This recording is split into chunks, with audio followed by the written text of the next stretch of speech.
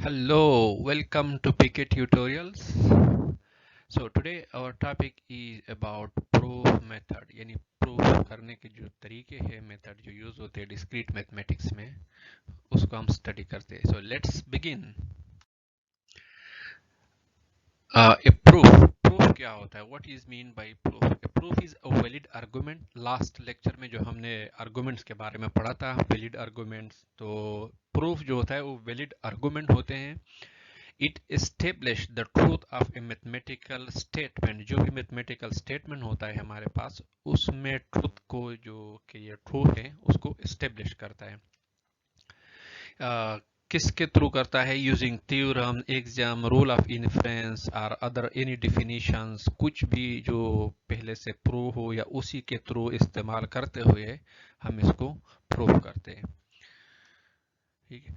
We move from formal proof to informal proof. अभी तक जो हम करते रहे वो step wise, step 1, step 2, step 3, तो उसको हम फॉर्मल प्रूफ कहते हैं. लेकिन अभी जो हम नेक्स्ट पढ़ रहे हैं इसको नॉर्मली इनफॉर्मल प्रूफ कहते हैं. We are more than one inference rule may be used at each step. कभी कभी 1, 2, 4 इन्फ्रेंस रूल भी यूज हो सकते हैं.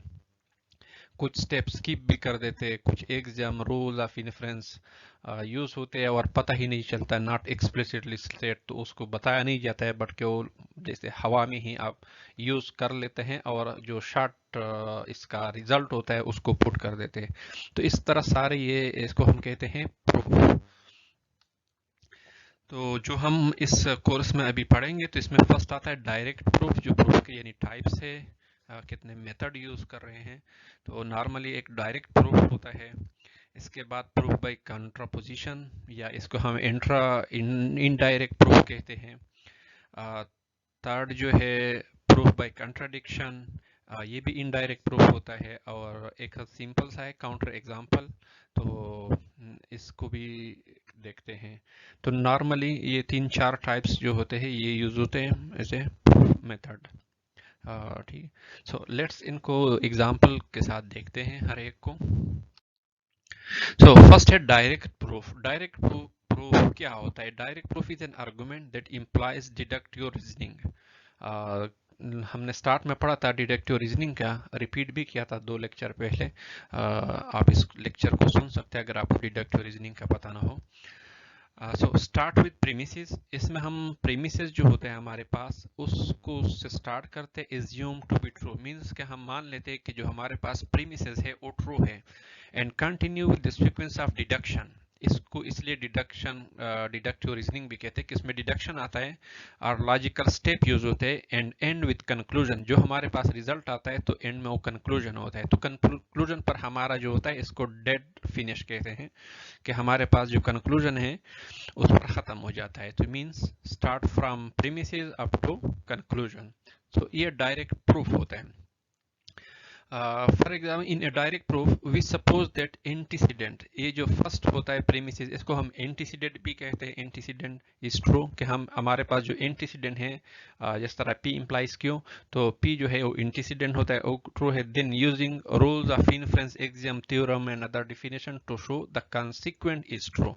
जो कंक्लूजन होता है या उसका जो कंसिक्वेंट होता है वो ट्रू हो. तो ये हमने प्रूफ करना है, इसको कहते हैं डायरेक्ट प्रूफ. फॉर एग्जांपल हमारे पास इम्प्लीकेशन है एक P implies Q can be proved by showing that if P is true, अगर हमारे पास P ट्रू है then Q is also true, फिर Q भी हमारे पास ट्रू है. तो ये एक डायरेक्ट प्रूफ है कि हम straightforward from premises to conclusion इसको स्टेप वाइज प्रूव करते हैं. तो इस मेथड को हम कहते हैं डायरेक्ट प्रूफ मेथड. एग्जाम्पल देखते हैं इसको कि हाउ किस तरह इसको हम प्रूव कर सकते हैं. सो फर्स्ट एग्जाम्पल है give the direct proof of the theorem. हमारे पास एक थ्योरम है if n is odd then n square is odd, फिर n स्क्वायर जो होगा वो भी हमारे पास आड होगा. अब ये स्टेटमेंट है यूजिंग डायरेक्ट मेथड हमने प्रूव करना है. किस तरह प्रूव करेंगे? सोल्यूशन देखते हैं. n इज आड, फर्स्ट जो है premise is n is odd, इसको हम प्रूव करते हैं. For example p implies q, n is odd ये हमारे पास p हो गया और then n square is odd ये हमारे पास q हो गया सपोज. ठीक. So n is odd implies that n square is odd. ठीक है. p जो है वो हमारा फर्स्ट प्रीमिस और q जो हमारे पास n स्क्वायर इज odd ये कंक्लूजन हो गया या कंसिक्वेंट जिसको हम कहते हैं. So let's suppose then n is equal to 2k plus 1 where k is an integer. तो n की जगह अगर हम 2k plus 1 रिप्लेस करें where k is an integer, अगर k कोई भी integer है 1 2 3 5 6 मीन्स कि अगर 2 को हम मल्टीप्लाई कर दे उस इंटीजर को और एक इसमें जमा कर ले तो ये हमारे पास क्या आएगा, ऑड आएगा। पर k की वैल्यू आप 1 रखते तो 1 2 प्लस 1 तो 3 आ जाएगा, तो 3 हमारे पास 8 है। k की वैल्यू 2 रखते तो हमारे पास 2 इंटू 2 प्लस 1 तो 5 आएगा, तो 5 8 है। इसी तरह 3 रखते 4 5 अप टू सारे जितने भी इंटीजर हैं, तो n जो ऑड होगा हमारे पास वो n is equal to 2k plus 1 होगा। अब हमने प्रूव क्या करना है कि इसका जो स्क्वायर आता है n स्क्वायर इज ऑड, क्यों, तो उसको हमने प्रूव करना है। कंसिक्वेंटली जो इसका स्क्वायर होता है n square is equal to 2k plus 1 आएगा, क्योंकि हमने दोनों इस इक्वेशन के दोनों तरफ लेफ्ट हैंड साइड और राइट हैंड साइड की स्क्वायर लेनी है। n का भी स्क्वायर लिया और 2k प्लस 1 का भी स्क्वायर लिया। अब हमने प्रूव ये करना है कि अगर 2k प्लस 1 को हम इसी फॉर्म में लिख सकते हैं, क्योंकि n स्क्वायर जो है वो हमारे पास कंक्लूजन है, तो ये प्रूव हो जाएगा। सो इस स्क्वायर को जो राइट हैंड साइड पर है उसको खोलते हैं 2k plus 1 multiply by 2k plus 1 या इसके जो स्क्वायर हैं, तो 4k square plus 4k plus 1 ये उससे आ जाएगा। ठीक है, इससे हम अगर 2 को कॉमन कर ले तो 2k square plus 2k plus 1 ये आ जाएगा। अब देखिए ये उसी फॉर्म में आ गया जो हमारे पास फर्स्ट आया था, ये n is equal to 2k plus 1। अगर फर्ज करिए हम इसको k या t से डिनोट करते हैं तो t प्लस 1 या 2k प्लस 1 हमारे पास वही n आ गया। इट मीन्स कि अगर हमारे पास स्क्वायर भी आ जाए तो वो भी ऑड होगा, तो ये नंबर भी हमारे पास क्या आ जाएगा, odd. Since n square can be written in this form, क्योंकि इस फॉर्म में लिख सकते हैं, so it is odd. It means कि जो क्यों था हमारे पास कंक्लूजन वो भी प्रूव हो गया। तो इसको हम कहते हैं डायरेक्ट मेथड। अब देखिए इसमें कई स्टेप यूज हो गए लेकिन कोई फॉर्मल, इसलिए हम इसको इनफॉर्मल प्रूफ कहते हैं कि इसमें कोई वो स्टेप वाइज हमने लिखा नहीं कौन सा हमने इक्वेशन किया, कौन सा एग्जाम, कौन सा थ्योरम यूज किया है, तो इसमें लिखते नहीं है, तो ये इनफॉर्मल होते हैं। बट आपने इसको प्रूफ करना है कि वो ठीक हो। ये जो स्टेप्स हैं बाकी सारे ठीक है, राइट है अकॉर्डिंग टू मैथमेटिकल रूल्स, ये सारे ट्रू है, बट हम इसको स्पेसिफाई नहीं करते, इसलिए इसको इनफॉर्मल प्रूफ कहते हैं। सो प्रूफ सेकंड जो था हमारे पास, प्रूफ बाय कंट्रापोजिशन या इनडायरेक्ट प्रूफ। इनडायरेक्ट प्रूफ होता क्या है वैसे, the proof that do not start with the premises. Last में हमने पढ़ा था डायरेक्ट प्रूफ में कि वो प्रीमिसेस से स्टार्ट होता है और स्टेप्स होता है डिडक्टिव स्टेप, और इसके बाद एंड होता है कंक्लूजन पर। बट इसमें उल्टा है कि हम उससे प्रीमिसेस से स्टार्ट ना करते and with conclusion, is called indirect proof, तो इसको हम इनडायरेक्ट प्रूफ कहते हैं। तो जो प्रूफ बाय कंट्रापोजिशन है, क्योंकि ये एक इनडायरेक्ट प्रूफ मेथड है, in this method the statement can be proved by showing that it's contrapositive is true. अब देखिए इसमें हमने प्रीमिसिस से स्टार्ट नहीं किया, हम उस प्रीमिसिस का क्या लेते हैं, कंट्रापोजिटिव। अगर हम उसको प्रूव करें कि वो कंट्रापोजिटिव ट्रू है तो हमारे पास वो ट्रू आएगा, तो इसको कहते हैं बाय कंट्रापोजिशन। ये कंट्रापोजिशन होता क्या है, what means by contraposition. For example हमारे पास इम्प्लीकेशन है P इम्प्लाइज क्यों। अब इसका कंट्रापोजिशन जो होगा वो होगा नॉट क्यों या नेगेशन ऑफ क्यों implies the negation of P। इसका जो फर्स्ट जो कंक्लूजन होता है वो उसको हम फर्स्ट कर लेते हैं और नेगेटिव लगा देते हैं, और जो P होता है जो हमारे पास प्रीमिसेस होता है उसको आखिर में कर देते हैं, तो ये इसको कहते हैं कंट्रापोजिटिव। ठीक है, कंट्रापोजिटिव के हमने उसको उल्टा कर दिया। तो इसको हमने प्रूव करना है। अगर ये हमारे पास प्रूव हो जाए तो हमारे पास जो इम्प्लीकेशन है ओरिजिनल वो भी प्रूव हो जाएगा। ठीक है, therefore we can prove P implies Q by showing that whenever Q is false, कि अगर हमारे पास Q false हो, फर्ज कि ये false हो, तो ये जो इसका नेगेटिव होता है वो ट्रू होगा, then P is also false, कि ये जो P होगा वो भी false होगा। तो हम अगर ये प्रूव करें कंट्रापोजिटिव का तो इट मीन्स कि हमारे पास जो ओरिजिनल इम्प्लीकेशन है वो प्रूव हो गया। तो इस मेथड को कहते हैं कंट्रापोजिशन या इनडायरेक्ट प्रूफ। इसके एग्जाम्पल देखते हैं। एग्जाम्पल है give an indirect proof of the theorem. ये हमारे पास एक थ्योरम है, if n is an integer then n 3n plus 2 is odd. फिर वो हमारे पास ऑड होगा, देन n इज ऑड। ठीक है, तो हमारे पास जो n होगा वो ऑड होगा। देखते हैं 3n। अब इसको हम प्रॉपर जो इम्प्लीकेशन में लिखते हैं, 3n plus 2 implies that n, it means कि ये हमारे पास ऑड है। अगर 3n प्लस 2 ऑड है तो इट मीन्स इम्प्लाइज दैट के n जो होगा वो भी हमारे पास ऑड होगा। तो ये p इम्प्लाइज q की फॉर्म में आ गया। तो ये हमारे पास p जो है प्रीमिसेस है और q जो है हमारे पास कंक्लूजन है। अब हम एज्यूम करते हैं, सपोज करते हैं, assume that the conclusion of this implication is false, कि इसका जो इम्प्लीकेशन है वो हमारे पास फॉल्स है। तो इसका इम्प्लीकेशन जो होगा फॉल्स, क्योंकि ये हमारे पास जो स्टेटमेंट है कि ये ऑड है, तो इसका जो अपोजिट होगा, नॉट होगा, वो होगा n इज इवन, के n हमारे पास इवन है। ठीक है, इस क्यों का। Then use rule of inference, पर हम यूज रूल ऑफ इन्फ्रेंस को यूज करते हैं, and known theorem to show that p must also be false, कि जो p हमारे पास, जो हमारे पास प्रीमिसेस है कि वो भी फॉल्स होगा। इट मींस कि 3n प्लस 2 इज इवन, कि ये इवन हो गए। ठीक, फॉर एग्जाम्पल अब देखते हैं क्यों जो है हमारे पास n इज ऑड, ये हमारे पास ओरिजिनल है। अब इसका हम जो नेगेटिव लेते हैं, नेगेटिव क्यों मीन्स के उसका उल्टा यानी उसके खिलाफ, तो वो क्या है, n इज इवन। अगर ऑड नहीं है तो इवन होगा, दोनों में से एक हो सकता है, तो क्यों होगा या नॉट क्यों होगा। इसी तरह p जो हमारे पास 3n जो प्रीमिसेस है, 3n प्लस 2 इज ऑड, तो इसका जो अपोजिट होगा नॉट p, वो होगा कि 3n प्लस 2 इज इवन। अब हमने किसको करना है, नॉट क्यों इम्प्लाइज दैट नॉट p, इस इम्प्लीकेशन को हमने प्रूव करना है। अगर ये हमारे पास ट्रू है तो ये भी ट्रू है। ठीक है, तो इसको हमने प्रूव करना है बाय कंट्रा पॉजिटिव। सो क्योंकि not q n is even, then n is equal to 2k where k is an integer. जिस तरह हमारे पास कोई भी इंटीजर होता है, अगर उसको हम मल्टीप्लाई करें 2 के साथ तो वो हमारे पास इवन बन जाता है। नॉर्मल प्रैक्टिस है, मैथमेटिकल रूल्स है। अगर फर्ज करें 1 ले ले तो 1 इंटू 2 आता है, इवन है। 2 ले ले 2 इंटू 2 4 आता है, 3 इंटू 2 6 आता है, 4 इंटू 2 8 आता है, 5 इंटू 2 10 आता है। तो इस तरह कोई भी जो इंटीजर है अगर 2 के साथ मल्टीप्लाई करे तो वो हमारे पास इवन आ जाता है। So it follows that 3n plus 2 is equal to 3 into 2k plus 2।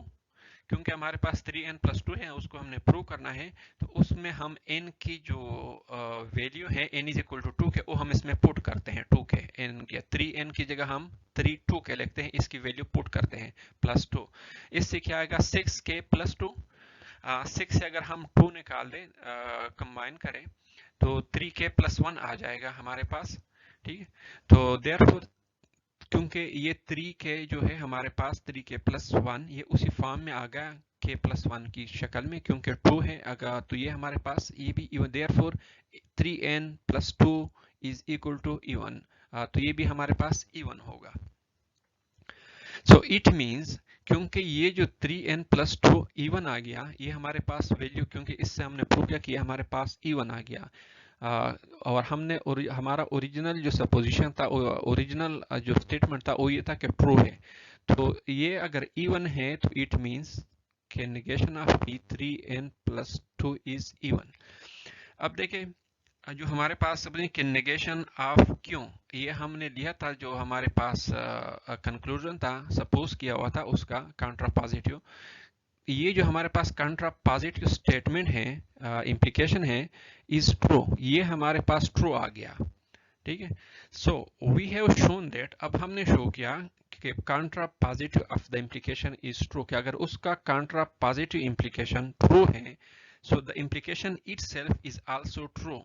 क्योंकि उसका काउंटर पॉजिटिव ट्रू है, तो वो जो ओरिजिनल स्टेटमेंट है वो भी ट्रू है। So if 3n plus 2 is odd, अगर ये हमारे पास ऑड है तो n जो होगा वो भी हमारे पास ऑड होगा, क्योंकि हमने प्रूव किया कि अगर हमारे पास n जो कंक्लूजन है, अगर ये हमारे पास इवन होगा तो 3n प्लस 2 भी हमारे पास इवन होगा। तो हमने उसका काउंटर पॉजिटिव प्रूव किया, तो इट मीन्स के ओरिजिनल स्टेटमेंट हमारे पास क्या है, p implies q is true.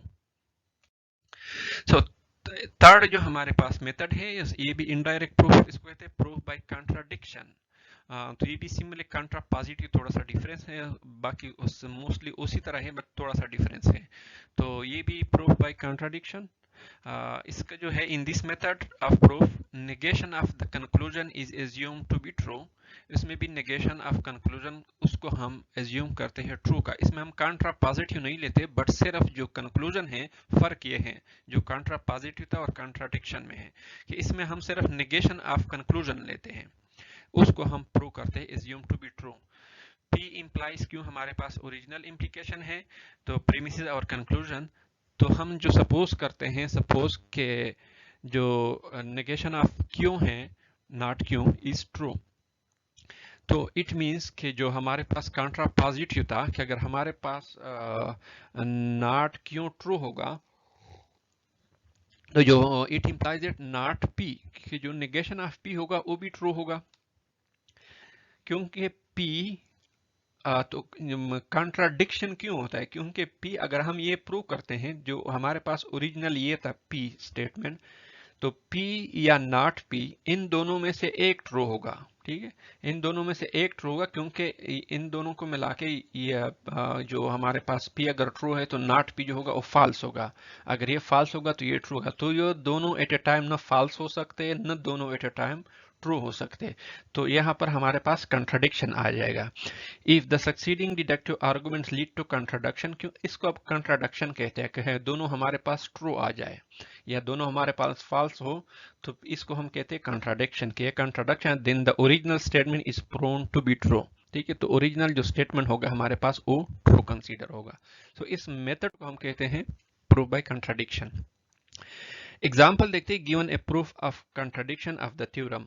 हम उसी एग्जाम्पल को लेते हैं जो लास्ट कंट्रा पॉजिटिव में देखा कि फर्क क्या है। इस एग्जाम्पल को इसलिए मैं ले रहा हूँ कि पता चल जाए कि आप जो डिफरेंस है दोनों मेथड में वो क्या है। ठीक, given a proof by contradiction of the theorem if n is an integer, अगर n हमारे पास इंटीजर है then n 3n plus 2 is odd, then n is odd.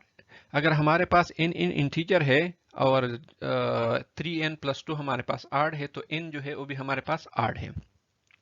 वही लास्ट टाइम हमने लिया था 3n implies n, ये हमारे पास इम्प्लीकेशन है, तो P और क्यों की शक्ल में है, प्रीमिसेस और कंक्लूजन।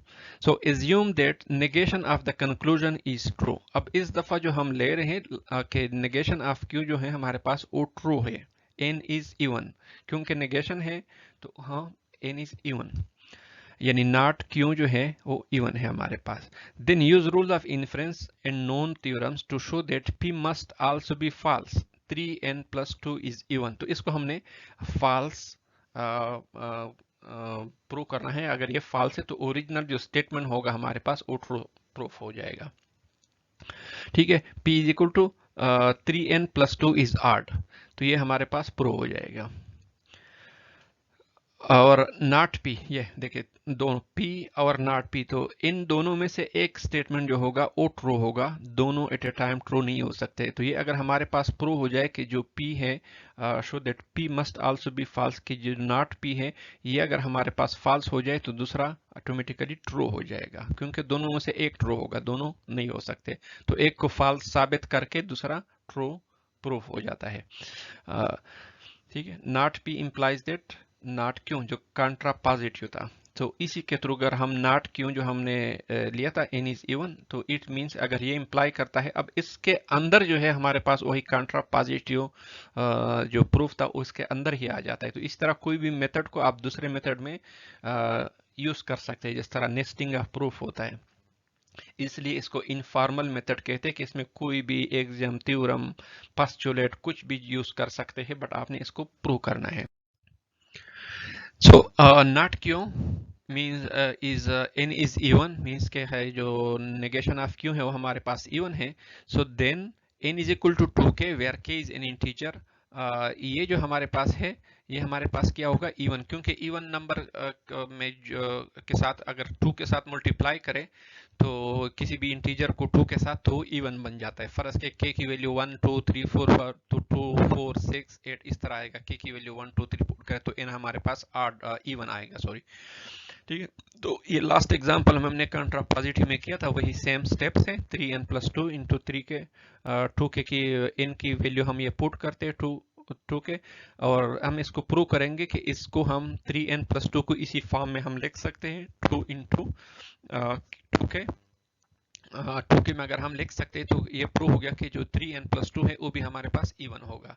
सो इसको मल्टीप्लाई करें 6k प्लस 2 और ये आता है 2 इंटू 3k प्लस 1। अब ये देखिए 2, ये कोई भी इसके अंदर वैल्यू 1 2 3k की वैल्यू डाल ले तो जो, क्योंकि जब हम किसी भी डिजिट को किसी भी इंटीजर को 2 के साथ मल्टीप्लाई कर जाता है तो वो इवन आ जाता है। तो इसलिए हम कहते हैं कि 3n plus 2 is also even. So 3n plus 2 implies n। अगर n हमारे पास जो हम ने नॉट क्यूब लिया था तो ये भी हमारे पास, therefore 3n plus 2 is even, क्योंकि इधर प्रूव हो गया कि वो भी हमारे पास इवन होगा। अब इसका मतलब क्या है कि नॉट p जो था 3n प्लस 2 इज इवन, क्योंकि हमने p क्या कि p is odd, so 3n plus 2 is even. तो ये प्रूव हो गया कि p implies q is true, क्योंकि उसका जो कंट्रा पॉजिटिव था ये नॉट क्यों इम्प्लाइज नॉट क्यों। अब देखिए इसमें कंट्रा पॉजिटिव का वही आ गया जो लास्ट प्रीवियस मेथड था कंट्रा पॉजिटिव, तो ये इसमें आ जाता है। अब जो कॉन्ट्राडिक्शन है वो कहां पर आता है, ये तो हमने उस मेथड तक इधर लेके आया। कॉन्ट्राडिक्शन ये है कि अगर नॉट p हमारे पास ट्रू है तो इट मींस कि जो p है हमारे पास वो ट्रू है। अब नॉट p हमारे पास इवन है तो जो p होगा वो इवन हो ही नहीं सकता है, क्योंकि p एंड नॉट p ये दोनों अब कंट्राडिक्ट कर रहे हैं। तो अगर ये हमारे पास कहते हैं कि जो हमारा ओरिजिनल स्टेटमेंट है या इम्प्लीकेशन है वो फॉल्स है, तो ये गलत है, क्योंकि हमारे पास नॉट p जो था वो प्रूव किया कि वो इवन है। तो p जो होगा वो इवन होगा या ट्रू होगा, दोनों एट ए टाइम नहीं हो सकता। अगर p इवन है तो नॉट p ऑड होगा, और p जो ऑड होगा तो ये हमारे पास इवन होगा। अब ये क्योंकि नॉट p हमारे पास प्रूव हो गया कि वो इवन है तो इट मींस कि जो p है वो हमारे पास ट्रू है। सो p implies q is true. ये जो है इसको हम कंट्राडिक्शन कहते हैं। So P and not P cannot be both true at a time। ये कंट्राडिक्शन होता है, तो हमने दोनों को ट्रू नहीं लेता है, न ट्रू हो सकते हैं दोनों एट ए टाइम और न फॉल्स भी हो सकते हैं दोनों एट ए टाइम, ठीक है।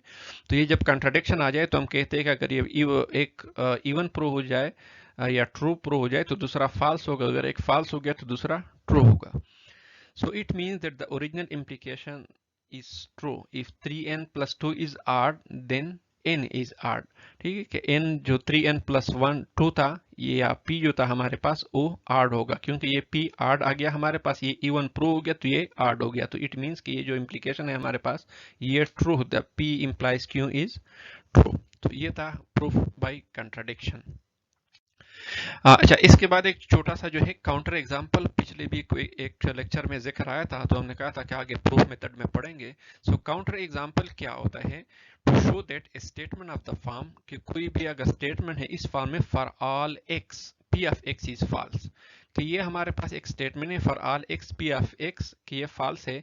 वी नीड, क्योंकि ये फॉर ऑल का वर्ड आता है फॉर एवरी वन या all cases of x p of x where x is equal to कोई भी statement हो या कोई भी proposition हो।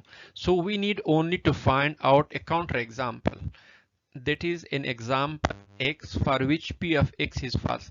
क्योंकि all है तो all में से कोई भी अगर हम एक एग्जाम्पल इस तरह मिल जाए कि उसके लिए वो फॉल्स हो, तो हम कहते हैं ये जो स्टेटमेंट है for all x p of x ये फॉल्स हो गया, क्योंकि ये एक एग्जाम्पल इसको फॉल्स नहीं करता है। तो इसलिए इसको काउंटर एग्जाम्पल भी कहते हैं कि हम कोई भी एक एग्जाम्पल ढूंढ लें इस तरह कि वो उसको स्टेटमेंट को गलत साबित करे। ठीक है, एग्जाम्पल देखते हैं। एग्जाम्पल है बुक में, show that the statement every positive integer is the sum of square of two integers is false. अब इसको हमने फॉल्स साबित करना है कि अगर कोई भी दो इंटीजर ले ले तो उसका जो सम कोई भी इंटीजर अगर होगा हमारे पास, फर्ज का 5 6 7 8 9 कोई भी इंटीजर है, तो वो जो होगा वो sum of square of two integer होगा। कि वो दो हमारे पास दो इंटीजर का स्क्वायर का कैसे। फॉर एग्जांपल एक हमने रेंडमली एक नंबर लिया 13। अब देखिए 13 जो है हमारे पास 4 + 9 का स्क्वायर मजमुआ है, यानी 4 × 9 13 आता है। अब 4 देखे 2 का स्क्वायर है और जो 9 है वो 3 का स्क्वायर है। सो ये स्टेटमेंट इस लिहाज से ये फिर ठीक है, क्योंकि ये हमने वैसे देखने की आप स्टेटमेंट को समझे कि इसका मकसद क्या है। इसी तरह हम अब कोई भी एक एग्जाम्पल ले ले कि ये गलत साबित हो जाए। अब देखिए हम एक और एग्जाम्पल लेते हैं, फर्ज के 3। अब हमने 3 लिया, 3 किसका मजमूआ है 1 + 2।